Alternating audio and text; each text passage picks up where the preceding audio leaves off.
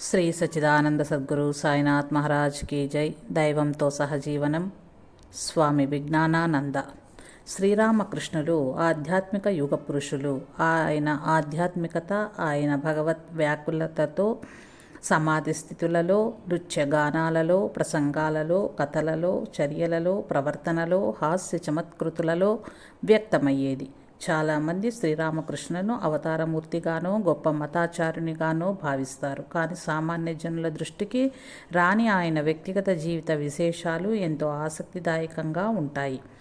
దక్షిణేశ్వర దేవాలయ ఉద్యానవనంలోని తమ గదిలో శ్రీరామకృష్ణుడు ఒక యువకునితో కుస్తీ పట్టారని తెలిసినప్పుడు జనులకు ఎంతో ఆశ్చర్యం కలుగుతుందని చెప్పనక్కర్లేదు. గురుదేవుల ప్రభావంతో ఒక సాధారణ సన్నివేశం కూడా అపురూపమైన అనుభూతిగా మారటం ఆయన శిష్యులకు అసాధారణ విషయమేమీ కాదు. గురుదేవులు నవ్వుతూ ఉల్లాసంగా గడిపే సమయాలలో కూడా తమ శిష్యులలో ఆధ్యాత్మిక శక్తిని ఏ విధంగా ప్రసారం చేశారో గమనిస్తే ఎంతో ఆశ్చర్యం కలుగుతుంది. నాటకీయంగా, గురు శిష్య సంప్రదాయానికి భిన్నంగా శ్రీరామకృష్ణులతో తమకు ఎదురైన సంఘటనలలో ఒకదానిని గూర్చి విజ్ఞానానంద స్వామి సవివరంగా ఇలా తెలియజేశారు. శ్రీరామకృష్ణ గది మనోహరమైన ప్రశాంత వాతావరణంతో విలసిల్లుతున్నట్లు ఆయన పెదవుల నుంచి జాలువారే వాక్కులను అక్కడ ఉన్న భక్తులు ఆనంద పారవశ్యంతో వింటున్నట్లు నాకు తోచింది. ఆయన మాటలు గుర్తు లేకపోయినా లోపల నాకు గొప్ప ఆనందానుభూతి కలిగింది. నేను అక్కడ చాలాసేపు కూర్చున్నాను. నా దృష్టి అంతా శ్రీరామకృష్ణ మీదనే ఉంది. ఆయన నాతో ఏమీ మాట్లాడలేదు. నేను కూడా ఆయనను ఏమీ అడగలేదు.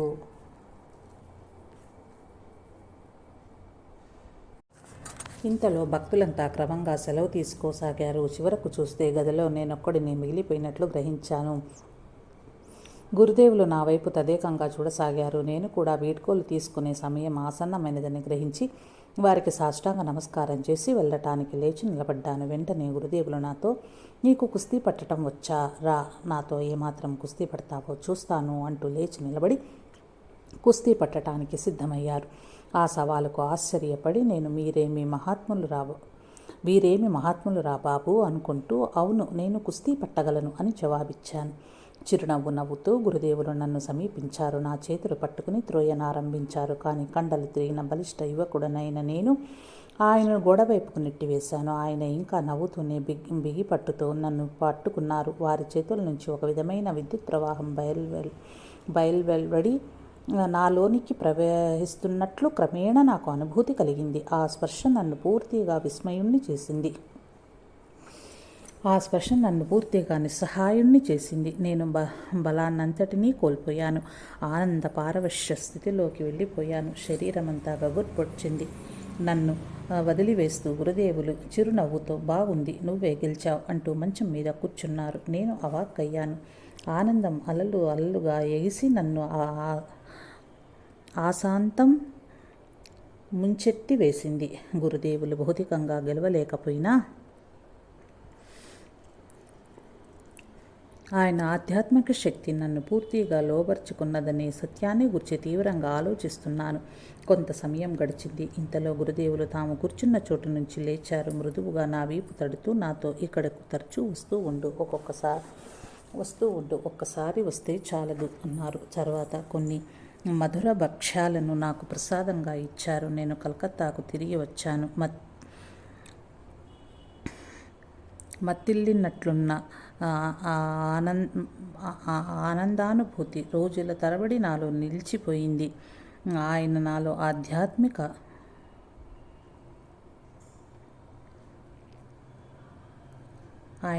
ఆధ్యాత్మిక శక్తిని ప్రసరింపచేశారని అనుభవపూర్వకంగా గ్రహించాను. శ్రీరామకృష్ణులు కాలాంతరంలో విజ్ఞానానంద స్వామిని గూర్చి అతడు పూర్వజన్మలో శ్రీకృష్ణునితో కుస్తీ పట్టినవాడు, జాంబవతుడు, సామాన్యుడు కాడు అన్నారు. సన్యాసం స్వీకరించటానికి మునుపు విజ్ఞానానంద స్వామి పేరు హరిప్రసన్న చట్టోపాధ్యాయ. ఆయన 1868 సంవత్సరం అక్టోబర్ నెల 30వ తేదీన ఉత్తరప్రదేశ్లోని ఎటావాలో జన్మించారు. అప్పుడు ఆయన తండ్రి తారకనాథ్ చట్టోపాధ్యాయ అక్కడ ఆంగ్ల ప్రభుత్వ కార్యాలయంలో పనిచేసేవారు. వారికి కలిగిన 6 సంతానం, 2 మగపిల్లలు, 4 ఆడపిల్లలు. హరిప్రసన్న అందరికంటే పెద్దవాడు. బదిలీల మూలకంగా తారకనాథ్ అనేక ప్రదేశాలకు తిరుగుతూ ఉండటం చేత పిల్లలు తల్లి నకులేశ్వరీ దేవితో వారణాసిలో ఉంటుండేవారు. హరిప్రసన్న తన ప్రాథమిక విద్యను అక్కడే ఆరంభించాడు. అతడి తల్లి పిల్లలతో పాటు 1879 సంవత్సరంలో దక్షిణేశ్వరానికి సమీపంలోని భేల్ఘరియాలో తమ పిత్రార్జిత గృహానికి తరలి వచ్చింది. హరిప్రసన్న కలకత్తాలోని హేర్ విద్యాలయంలో చేరి 1882 సంవత్సరంలో ప్రవేశ పరీక్షలో ఉత్తీర్ణుడైనాడు. బాల్యం నుంచి హరిప్రసన్న ఆధ్యాత్మిక విషయాల యందు ఆసక్తి, సత్యసంధాత కలిగి ఉండేవాడు. అతడు సుమారు 14 ఏళ్ల వయస్సులో ఉన్నప్పుడు అతడి తల్లి ఏదో విషయంలో అతన్ని అనవసరంగా తప్పుపట్టి తిట్టింది. అందుకు హరిప్రసన్న తీవ్రంగా ప్రతిఘటించి ఆ విషయంలో తన తప్పేమీ లేదని ఎంత నచ్చజెప్పినా తల్లి వినకపోవటంతో నేను అబద్ధం ఆడినట్లయితే బ్రాహ్మణుడినే కానే కాదు అని అరుస్తూ జంధ్యాన్ని త్రెంపేశాడు. నకులేశ్వరీ దేవి నిర్ఘాంతపోయింది. తన కుటుంబానికి ఏదో అరిష్టం వాటిల్లబోతోందని భయపడింది. విచిత్రంగా ఆ మరునాడే అతని తండ్రి తారకనాథ్ మరణ వార్త గురించి తంతి క్వెట్వా ఆఫ్ఘనిస్తాన్ నుంచి వచ్చింది. శోక సంతప్తురాలైన నకులేశ్వరీదేవి కుమారుడితో, నాయన, నీ క్రోధావేశం ఎటువంటి ఫలితాన్ని తెచ్చిందో చూడు అంది. హరిప్రసన్న బాల్య జీవితం గురించి ఎక్కువగా తెలియరావటం లేదు. ఏమైనా ఒకసారి తన చిన్ననాటి జీవిత సంఘటన గురించి అతడే ఇలా తెలియజేశాడు. ఒక రోజున అతడికి భేల్ఘరియాలో గల తమ ఇంటికి వెనుక వైపునున్న వెదురు తోపులో తుపాకీ పేల్చిన చప్పుడు వినిపించింది. ఆ తోపు వద్దకు అతడు పరిగెత్తుకుంటూ వెళ్ళి చూశాడు. నేల మీద గాయపడిన కోతి ఒకటి కనిపించింది. ఆ కోతి రామా రామా అని 2 సార్లు ఉచ్చరించటం అతడికి స్పష్టంగా వినిపించింది. తర్వాత అది చేతులు జోడించి ప్రాణాలను విడిచింది. కోతులు శ్రీరామచంద్రమూర్తి భక్తులని, అవి భగవంతుడైన రాముని నామాన్ని స్మరిస్తూ మరణిస్తాయని హరిప్రసన్న విశ్వసించాడు. శ్రీరామకృష్ణులతో పరిచయం. శ్రీరామకృష్ణులు మొదటిసారి చూసినప్పుడు హరిప్రసన్న వయస్సు 7 ఏళ్లు మాత్రమే. ఆ విషయాన్ని కాలాంతరంలో గుర్తుకు తెచ్చుకుంటూ అతడు ఇలా చెప్పాడు. నేను మొదటిసారిగా శ్రీరామకృష్ణులు 1875 సంవత్సరంలో భేల్ఘరియాలో జయగోపాలసేన్ గారి ఉద్యాన గృహంలో దర్శించాను. ఆ విశ్రాంతి మందిరంలో గురుదేవులు కేశవసేన్ను చూడటానికి వచ్చారు. నేను అప్పుడు చిన్న పిల్లవాడిని. అక్కడే స్నేహితులతో ఆడుకుంటూ అనుకోకుండా గురుదేవులను చూశాను. ఆ కాలంలో ఆ ఉద్యాన గృహంలోని త్రోవలన్నింటి మీద ఎర్రటి ఇటుక పొడి చల్లబడి ఉండేది. ఆ రోజు చాలామంది జనం వచ్చారు. గురుదేవులు ఒక గదిలో కూర్చున్నారు. ఆయనను దర్శించిన తరువాత నేను దగ్గరలోనే ఉన్న మా ఇంటికి తిరిగి వచ్చేశాను. హరిప్రసన్న శ్రీరామకృష్ణులను బేల్ఘరియాలోని దివాన్ గోవింద ముఖోపాధ్యాయ గారి గృహంలో 2వసారి దర్శించాడు. అప్పుడు ఆయన సమాధి నిమగ్నుడై ఉన్నారు. ఆ దృశ్యాన్ని హరిప్రసన్న తరువాత ఇలా వర్ణించాడు. ఒక యువకుడు నరేంద్రుడు జై దయామయ జై జై దయామయ అని జై దయామయ జై జై దయామయ అని కీర్తన పాడుతున్నాడు. శ్రీరామకృష్ణుడు భక్త బృందం నడుమ నిలబడి ఉన్నారు. మరొక యువకుడు బాబురాం ఆయనను పడిపోకుండా పట్టుకుని ఉన్నారు. గురుదేవులకు బొత్తిగా బాహ్యస్పృహ లేదు. ఆయన తెల్లటి చొక్కా ధరించారు. ఆయన వదనం దివ్య తేజస్సుతో వెలుగుతోంది. పెదవుల మీద చిరునవ్వు చిందులాడుతోంది. ఆయన పళ్ళు చక్కగా కనిపిస్తున్నాయి. ఆయన ముఖం మీద పట్టరాని ఆనందం తాండవిస్తోంది. ఆ ఆనంద ధాటికి పగుళ్లతో నిచ్చిన కర్బూజా పండు వలె ముఖం బీటలు వారుతుందేమో అని అనిపించింది. ఆయన కళ్ళు దేని మీదో స్థిరంగా నిలిచినట్లు అగుపించాయి. ఆయన బ్రహ్మానంద సాగరములో ఓలలాడుతున్నట్లు కనిపించారు. అప్పుడే నేను గమనించిన మరొక విషయం శాశ్వతంగా నా స్మృతి పథంలో నిలిచిపోయింది. గురుదేవుని వెన్నెముక అంతా మూలం నుంచి శిరస్సు వరకు లావుపాటి తాడు వలె ఉబ్బి ఉంది. మెదడు వైపుగా పైకి ఎగిసిన మహాశక్తి ఆనందంతో నర్తిస్తున్న సర్పం వలె తన పడగ విప్పుతూ తలను ఊపుతున్నట్లుగా గోచరించింది. హరిప్రసన్న 1883 సంవత్సరంలో కలకత్తాలోని సెయింట్ గేవియర్ కళాశాలలో చేరాడు. శరత్ చక్రవర్తి కాలాంతరంలో శారదానంద స్వామి, రామానంద చటోపాధ్యాయ కాలాంతరంలో ప్రవాసీ పత్రిక సంపాదకుడు, అతడి మా సహోధ్యాయులు హరిప్రసన్న, శరత్, వరదపాల్ అనే మరొక సహాధ్యాయుడితో కలిసి దక్షిణేశ్వరంలోని శ్రీరామకృష్ణను సందర్శించటానికి పడవ మీద ఆయన బయలుదేరి వెళ్లారు. సాయంత్రానికి వారు అక్కడికి చేరేటప్పటికి గురుదేవులు కలకత్తాలోని మణిమల్లిక్ గృహానికి బయలుదేరబోతున్నారు. అందుచేత వారు కొద్దిసేపు మాత్రమే గురుదేవులతో గడపగలిగారు.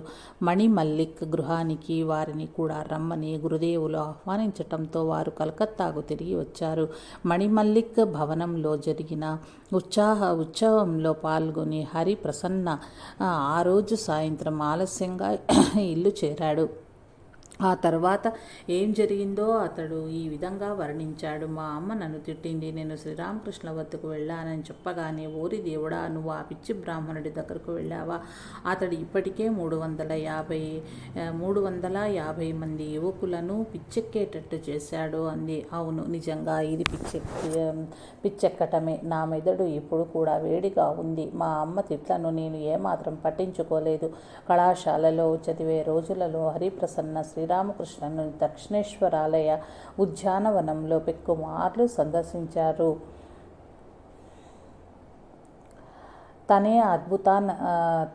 అద్భుత స్మృతులను అతడు తరువాత కాలంలో కొంతమంది భక్తులకు తెలిపాడు. హరిప్రసన్న 1884 సంవత్సరం ఆగస్టు నెల 18వ తేదీ కృష్ణాష్టమి నాడు గురుదేవులను దర్శించటానికి దక్షిణేశ్వరం వెళ్ళాడు. ఆ రాత్రి అక్కడే గడపాలని అనుకున్నాడు. అప్పటి తన అనుభవాన్ని ఇలా గుర్తు చేసుకున్నాడు. కొంచెం సేపైన తరువాత గురుదేవులు నాకు లూచి చిన్న పూరీలు, అమ్మవారికి నివేదించిన తీపి పదార్థాలు ఇచ్చారు. ఆయనే నాకు పక్క వేసి దోమతెర కట్టారు. పడుకోవటంతోటే నేను నిద్రపోయాను. అర్ధరాత్రి లేచి చూసేసరికి గురుదేవులు అమ్మ అమ్మ అంటూ నా పక్క చుట్టూ నడుస్తూ కనిపించారు. నేను ఆశ్చర్యంతో స్తబ్దుడనైపోయాను. జరుగుతున్నదేమిటో అర్థం కాలేదు. ఆ రాత్రి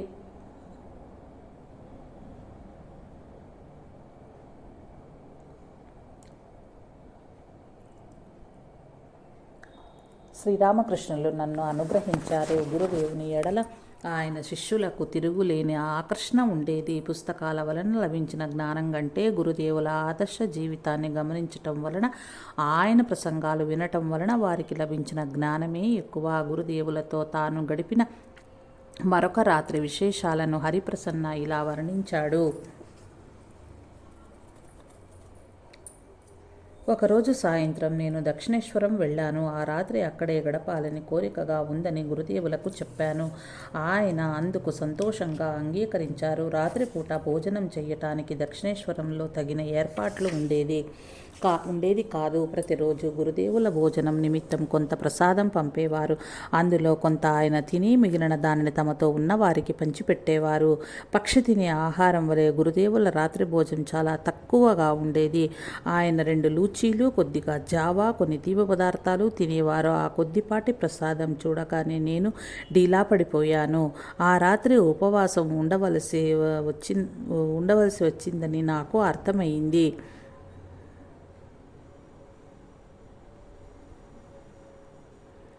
పటిష్టమైన శరీరం, మంచి తిండి, పుష్టి కల యువకుడినైన నాకు ఆ కొద్దిపాటి ప్రసాదం ఏమాత్రం సరిపోదు. నా మనస్సును గ్రహించి గురుదేవులు సహబత్ నుంచి నా కోసం కొన్ని చపాతీలు, కూర తెమ్మని ఎవరినో పంపారు. ఆ ఆహారం కూడా నాకు చాలలేదు.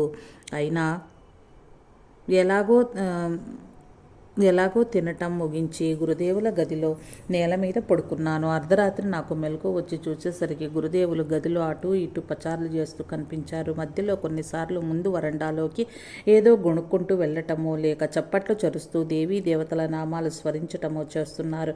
పగలు గురుదేవులు భక్తులతో మాట్లాడుతూ హాస్యాలాడుతూ గడిపేవారు. కానీ ఇప్పుడు ఈ రాత్రి వేళ ఆయన అందుకు పూర్తి భిన్నంగా ఉన్నారు. నాకు చచ్చేటంత భయం వేసింది. గురుదేవుల పిచ్చితనాన్ని గమనిస్తూ పక్క మీద కిక్కురు మనకుండా పడుకున్నాను. నాకు మళ్ళీ నిద్ర పట్టలేదు. గురుదేవులు కొన్ని మార్లు పాడారు, ఆడారు, మరికొన్ని మార్లు ఎవరితోనో మాట్లాడారు.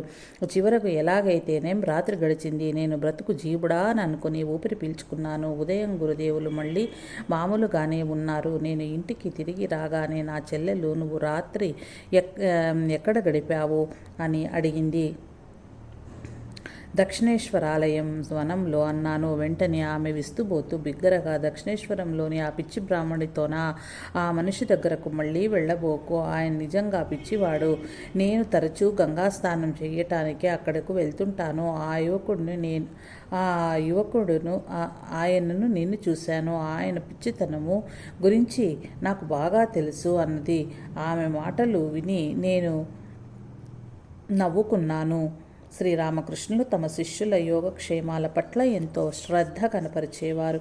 వారిలో ఎవరైనా కొంతకాలం తమకు కనపడకపోతే అతడి విషయమై తెలిసిన వారిని అడిగేవారు. ఒకసారి హరిప్రసన్న చాలా కాలం దక్షిణేశ్వరం రాకపోతే గురుదేవులు అతడి కోసం కబురు పంపారు. అతడు రాగానే అంత దీర్ఘకాలం పాటు ఎందుకు కనిపించలేదని అడిగారు.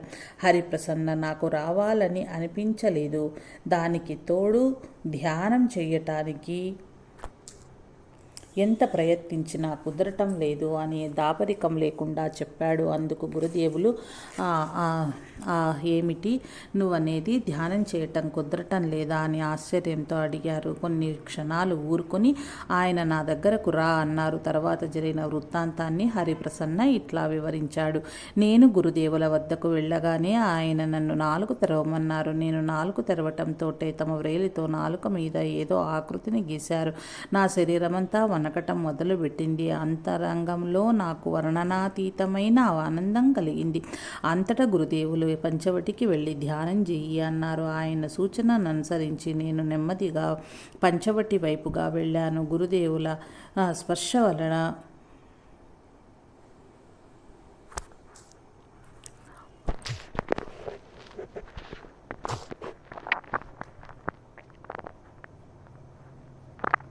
కలిగిన ఆనందపు మత్తులో అడుగులు వేశాను. ఏదో విధంగా అక్కడికి చేరి ధ్యానానికి కూర్చున్నాను. వెనువెంటనే బాహ్యస్మృతి కోల్పోయాను. నేను మానసికంగా మామూలు స్థితికి వచ్చేటప్పటికి గురుదేవులు నా ప్రక్కనే కూర్చుని కనిపించారు. ఆయన తమ చేతులతో నా శరీరం అంతా రుద్దుతున్నారు. ఆయన ముఖం దివ్య దరహాసంతో తేజరిల్లుతుంది. నేను ఇంకా దివ్యోన్మత్త స్థితిలోనే ఉన్నాను. ఆయన ఎలా ఉంది నీ ధ్యానం అని అడిగారు. చాలా బాగుందండి అని జవాబిచ్చాను. ఇక నుంచి ఎన్నడూ నీ ధ్యానం గాఢంగానే ఉంటుంది అంటూ మళ్ళీ నీకేమైనా దివ్య దర్శనం కలిగిందా అని అడిగారు.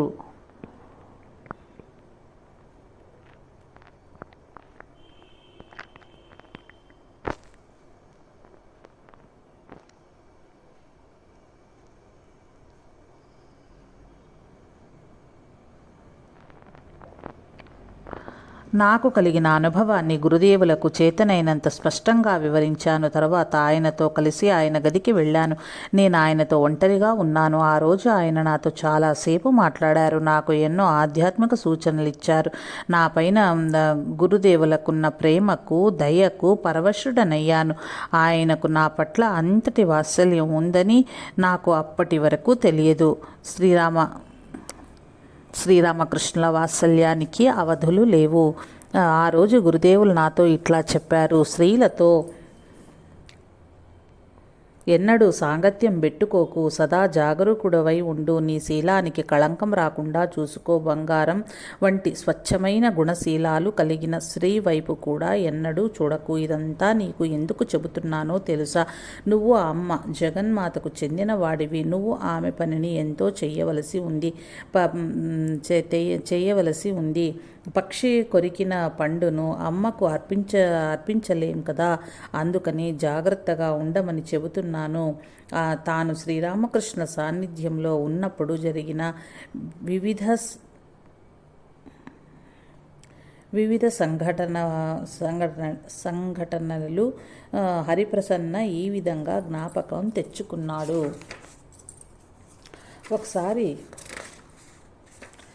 ఒకసారి నేను గురుదేవుల పాదాలు ఒత్తుతున్నప్పుడు ఒక పెద్ద మనిషి కొన్నాగరు నుంచి ఆయనను చూడటానికి వచ్చాడు. ఆయన వెళ్ళిపోయిన తరువాత గురుదేవులు ఒక అద్దాల బీరువాలోని వస్తువులు ఎలా చూడగలుగుతానో అదేవిధంగా ఒక మనిషి ఆంతర్యంలో ఏముందో కూడా నేను చూడగలను సుమా అన్నారు. అప్పుడు నాలో నేను అమ్మో, అయితే ఈయన నాలో ఏముందో కూడా మొత్తం చూడగలరన్నమాట. ఎంత ప్రమాదకరమైన వ్యక్తి అనుకున్నాను. కానీ గురుదేవులు పరుల మంచితనాన్ని గురించి మాత్రమే మాట్లాడేవారు. వారి చెడు పనులను గురించి కానీ చెడు సంస్కారాలను గురించి కానీ మాట్లాడేవారు కాదు. కళాశాలలో చదువుతున్న రోజులలో నేను ఒకసారి గురుదేవులను దర్శించటానికి దక్షిణేశ్వరం వెళ్ళాను. ఆయనను భగవంతుడు సాకారుడా నిరాకారుడా అని ప్రశ్నించాను. అందుకు గురుదేవులు భగవంతుడు సాకారుడు, నిరాకారుడు, సాకారుడు, నిరాకారుడు, అంతేకాక సాకార నిరాకారాలు రెండింటికి అతీతుడు కూడా అని జవాబిచ్చారు. అప్పుడు నేను అన్నీ భగవంతుడే అయితే ఈ మంచం కూడా భగవంతుడేనా అని అడిగాను. అందుకు ఆయన అవును, ఈ మంచం భగవంతుడే, ఈ గ్లాసు, ఈ పాత్ర, ఈ గోడ అన్నీ భగవంతుడే అని నొక్కి చెప్పారు. ఆయన ఈ మాటలు చెబుతుంటే అంతరంగంలో గొప్ప పరిణామం ఏర్పడింది. అంతరంగంలో గొప్ప పరిణామం సంభవిస్తున్నట్లు బాహ్య చైతన్యాతీతమైన ఉన్నత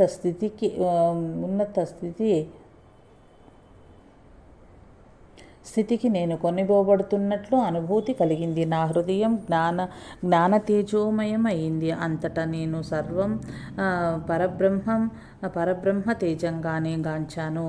యవ్వన దశలో ఉన్నప్పుడు కాంట్, హెగెల్ మొదలైన గొప్ప తత్వవేత్తల తాత్విక భావాలను నేను అధ్యయనం చేశాను. ఒక రోజున నేను గురుదేవులను, అయ్యా, మీకు తత్వాత్తాన్ని గురించి ఏమి తెలుసు?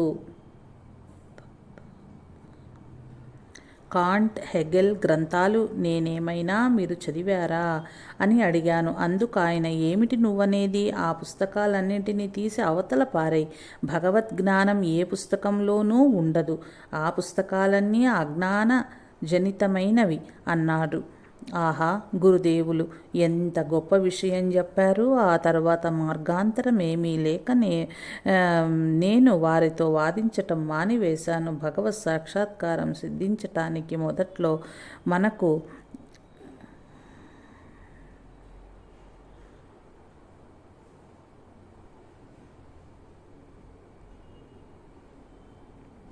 భగవత్ సాక్షాత్కారం సిద్ధించటానికి మొదట్లో మనకు విశ్వాసం అవసరము. దక్షిణేశ్వరంలో ఒక మారు గురుదేవులు నాకొక ఆంగ్ల గ్రంథం ఇచ్చి దానిని చదివి అందులోని అర్థం తమకు వివరించి చెప్పమని అడిగారు. ఆ గ్రంథంలో సత్యం పలుకు, ఇతరులకు చెందిన దాన్ని ఆశించకు, ఇంద్రియాలను అదుపులో పెట్టుకో అని చెప్పబడింది. ఈ మాటలు వినటంతోటే గురుదేవులు బాలుడి వలె ఎంతో ఉత్సాహభరితులయ్యారు. తమ మనోల్లాసాన్ని వ్యక్తం చేశారు. ఇప్పటికీ కూడా గురుదేవుల ఆనందం నా మనస్సులో గాఢముద్ర వేసినట్లు నిలిచిపోయింది. పైన చెప్పబడిన 3 సూక్తులను పాటించటంలో పరిపూర్ణత సాధించిన వాడు భగవంతుణ్ణి తప్పక చేరుతాడనే సత్యమే వారికి అంతటి మహదానందాన్ని కలిగించిందని నా ఉద్దేశము. భగవంతుని గురించిన ఏ చర్చాన్ని, ఏ ఆటంకాన్ని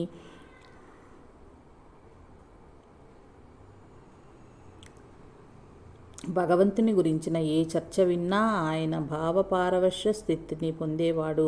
తమకు మొదటిసారి జగన్మాత దర్శనం భాగ్యం లభించినప్పుడు గురుదేవులు నాకు కలిగిన ఈ దర్శనం యథార్థమే అయితే ఈ బండరాయి సహబతుకెదురుగా ఉన్న రాయి 3 సార్లు గెంతాలి అని అనుకున్నాడు.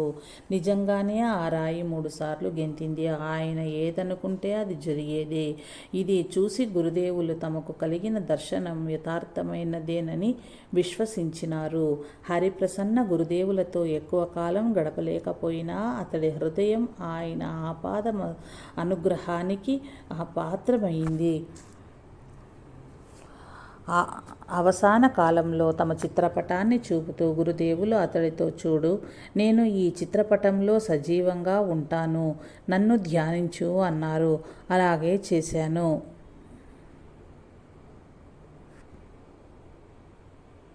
అని హరిప్రసన్న బదులు చెప్పాడు. హరిప్రసన్న 1885 సంవత్సరంలో సెయింట్ గేవియర్ కళాశాలలో ప్రథమ శ్రేణిలో FA పరీక్షలో ఉత్తీర్ణుడైనాడు. అనంతరం అతడు బీహార్ రాష్ట్రంలోని బంకీపూర్కు వెళ్ళి BA చదివే నిమిత్తం పాట్నా కళాశాలలో చేరాడు. తర్వాత కొంతకాలానికి తనకు కలిగిన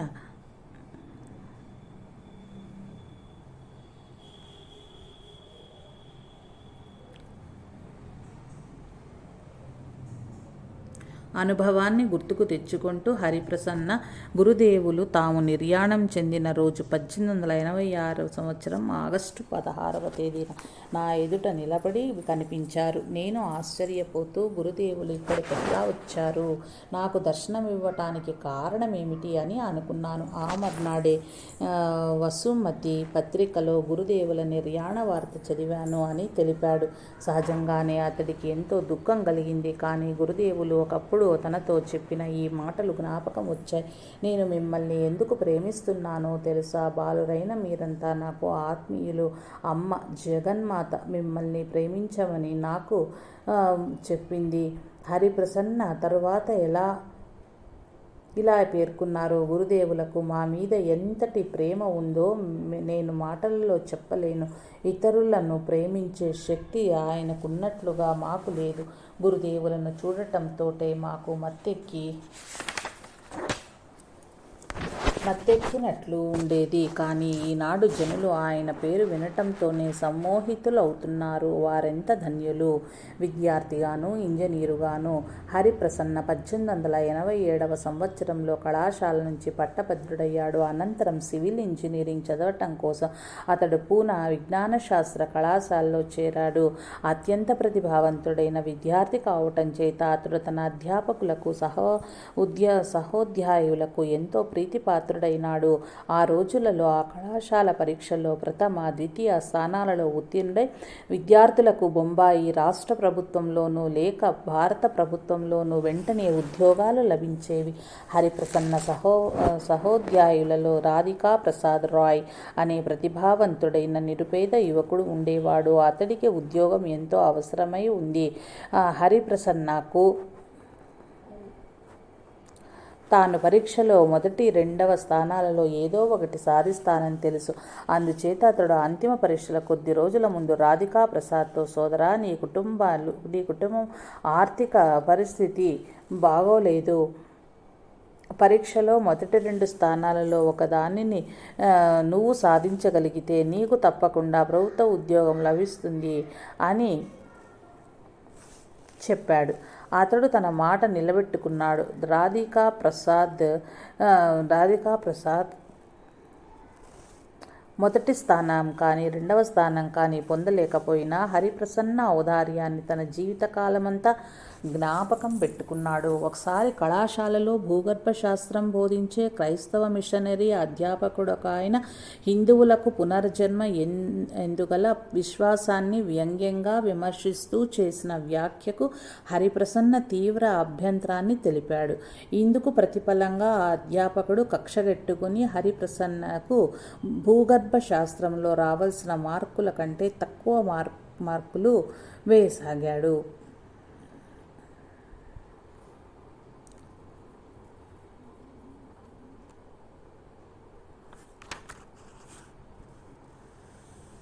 ఇందుకు ప్రతిఫలంగా అధ్యాపకుడు కక్షగట్టుకుని హరిప్రసన్నకు భూగర్భ శాస్త్రంలో రావలసిన మార్కుల కంటే తక్కువ మార్కులు వేయటం, దానితో అతడికి అంతిమ పరీక్షలో ప్రథమ స్థానం బదులు ద్వితీయ స్థానం లభించటం జరిగాయి. అయినప్పటికీ 1892 సంవత్సరంలో సివిల్ ఇంజనీరింగ్లో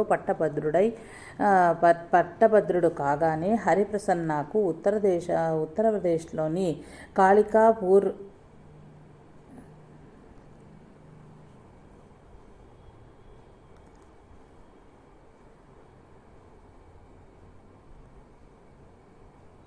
ఉత్తరప్రదేశ్లోని ఘాజీపూర్లలో జిల్లా ఇంజనీరింగ్ ఉద్యోగం వచ్చింది.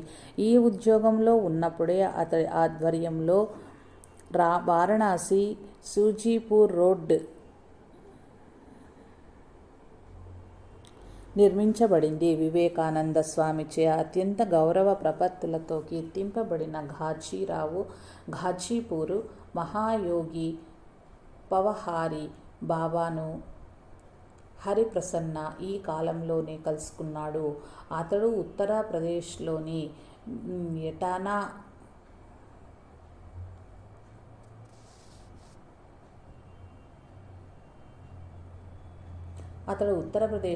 ఎటావా, బులంద్షహర్, మీరట్ మొదలైన ప్రదేశాలలో ప్రభుత్వపు ఇంజనీరింగుగా పనిచేశాడు.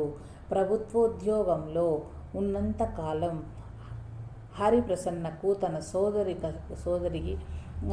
శిష్యులతో సన్నిహిత సంబంధం ఉండేది. ప్రతి నెల రామకృష్ణ మఠానికి అతడు 60 రూపాయలు విరాళాన్ని